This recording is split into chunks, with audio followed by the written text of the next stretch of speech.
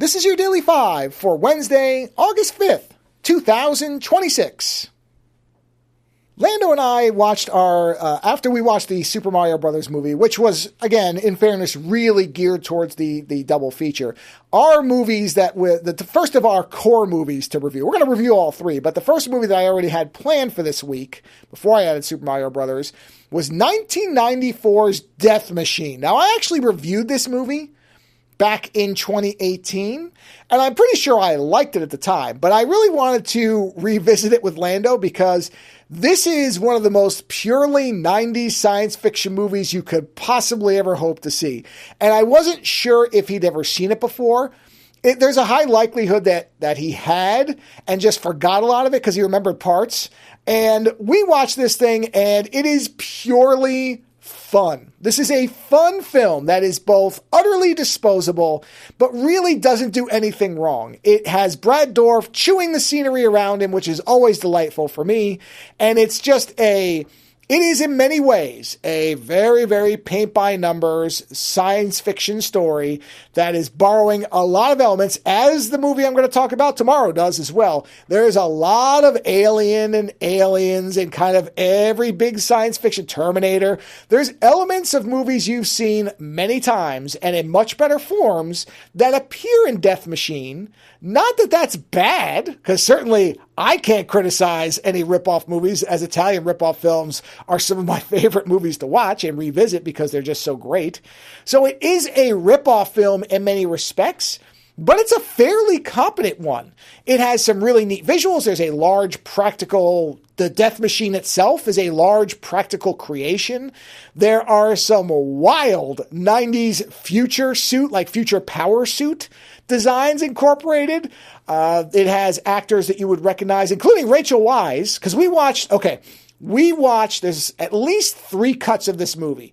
We watched the director's cut. The director, by the way, Stephen Norrington, whose name might ring a bell because this movie got him the ability to make the Wesley Snipes Blade movie, which I still hold up as the best Marvel movie that's ever been made as of the current recording. So this is the movie that got him Blade. And you can see a lot of the early kind of stylistic things that he would go on to do later. You can see them in here. And so it's a very, very competent director. Brad Dourif is always fun to watch, especially when he's manic, which he really is in this. There's other actors. Rachel Weisz shows up in the director's cut anyway, for about 2 seconds. To the point where I wasn't even sure it was her. I thought maybe it was a lookalike, but no, it is absolutely Rachel Weisz.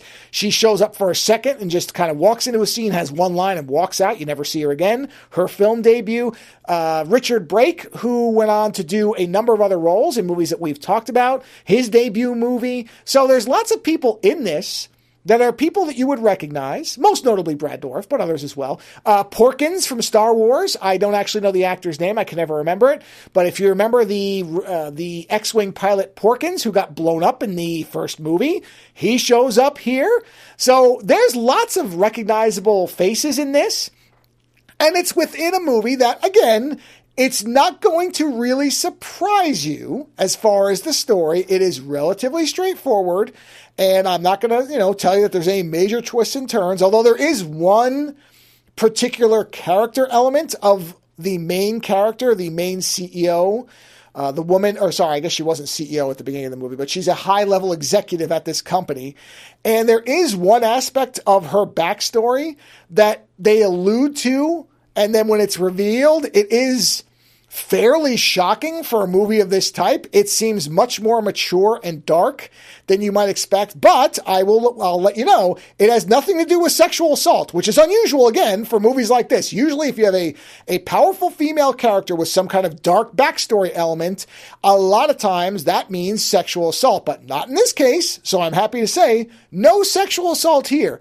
But what her background involves is nonetheless a pretty mature story element. So I will give it that credit because neither of us remembered or saw that. I didn't even remember that part of the movie. And they do it pretty artistically up until the reveal of what you're actually seeing. So Death Machine is a fascinating film. It's easily recommendable to anybody who likes science fiction, especially if you like 90s science fiction. This is as 90s as it gets. So it's just a well-made, competent film that doesn't do anything groundbreaking or new or innovative, but nonetheless is a rockin' good time. Later.